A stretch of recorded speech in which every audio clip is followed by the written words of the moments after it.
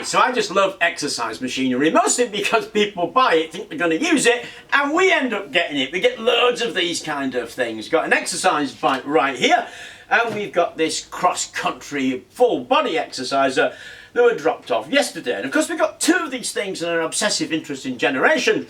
So Luke and I are going to do a young gun old dog competition.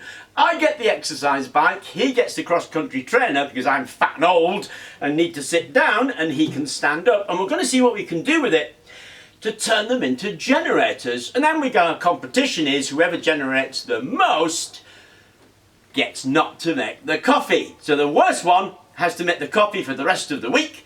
The best one gets an easy week. So let's get on with that and see what we come up with. Now first things first is take this cover off, because underneath here is the working mechanism, and they're actually surprisingly simple. So there's a whole lot of screws and a couple of pedals. We'll get those off and expose it. I have just taken the cover off, that's all I've done.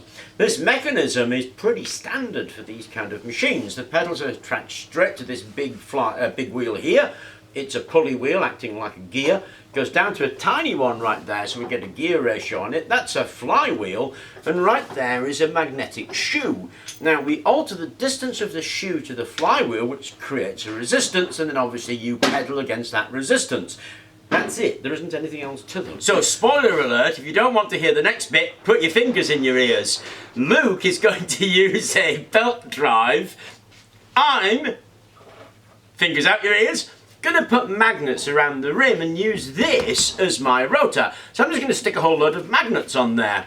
Got a load of magnets, let's get gluing. So there we go with the magnets glued around the flywheel. Now I've got this, which is the fan of a microwave oven. If I pull that bit out, I get a bit of a coil with a bit of a core, and all I'm going to do is stick that right there. And then that will be my generator done. Now there's a whole way you could do this. You could put loads of coils all the way around it if you wanted. You could make a circular coil to encompass the whole thing if you wanted. Lots and lots of stuff you could do with it. I'm going for the easiest, simplest, quickest option, and that is just to stick a coil right there. So there's my coil glued in place right there. Now it's AC, so I've stuck a rectifier on it right there, and I've attached a light to it. And there's the meter. This is not serious at the moment, okay? We're just sort of demonstrating it works. So even at this gentle speed, I'm getting about 60 milliamps out of that, and about 26 volts, so about 1.5 watts. Now that's easily more than enough to charge your phone. Your average phone charger takes somewhere between 2 and 6 watts, something like that. And I'm just turning this by hand, I'm not pedaling it, but it works! Come on, Luke!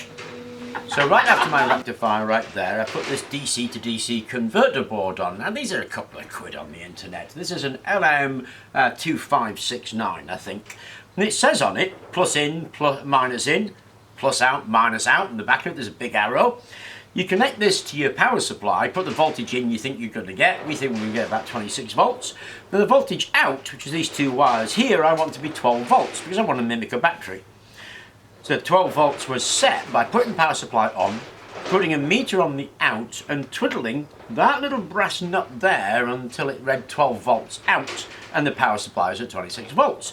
That's all there is to these things. So they're dirt cheap, dead easy to fix, and that gives me my out of regulated 12 volts. My in is from here. So I put a car charging port right there that I got from the local supermarket, which is why I wanted the output to be 12 volts. There's my rotor with all its magnets, there's my coil, there's a rectifier, there's a DC to DC converter that goes into my carport, and that's where I'm going to plug my phone. So the whole thing's actually ready to go. I'll screw on the other side and put the pedals back on. You can bet your bottom dollar I've already tried this.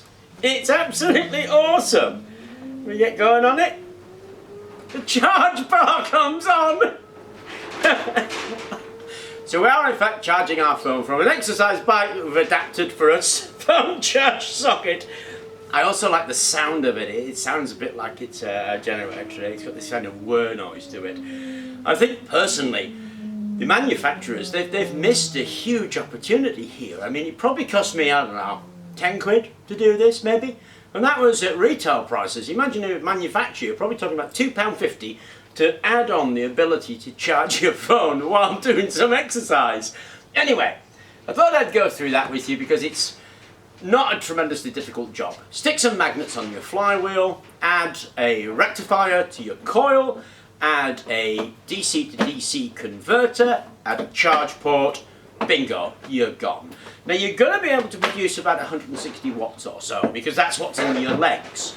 If you're not getting enough from one coil, well, bang a few more coils on it. All you do is stick the coils on and wire them up in parallel. Anyway, I thought I would share that with you. I hope you enjoyed the video. Let's see how Luke's doing, and please remember to like and subscribe.